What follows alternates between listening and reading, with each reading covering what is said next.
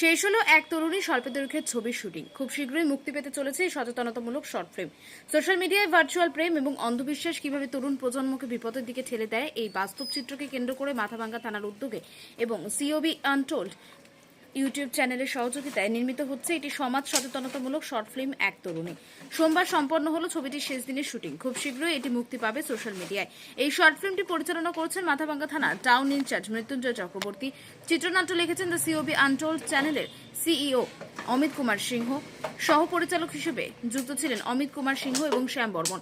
ছবিটির মূল বার্তা, ভার্চুয়াল জগতের মায়াজাল থেকে সাবধান হও, আবেগ নয় বেঁচে নাও সচেতনতা। এই ফিল্মে ফুটে উঠেছে একটি আবেগঘন ভুল সিদ্ধান্ত কিভাবে একটি তরুণী বা তরুণের জীবন আরো দুর্বিষহ করে তুলছে। ছবিটির প্রধান চরিত্রে অভিনয় করেছেন বাপি সরকার এবং অনন্যা সাহা।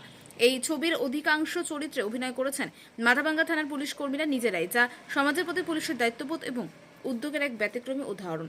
এক তরুণী নিছক একটি গল্প নয়, এটি একটি বার্তা, এক সতর্কতা, এক বাস্তব চিত্র। তরুণ সমাজের উদ্দেশ্যে এই ছবির বার্তা পরিষ্কার, আবেগ নয়, হোক সচেতনতা।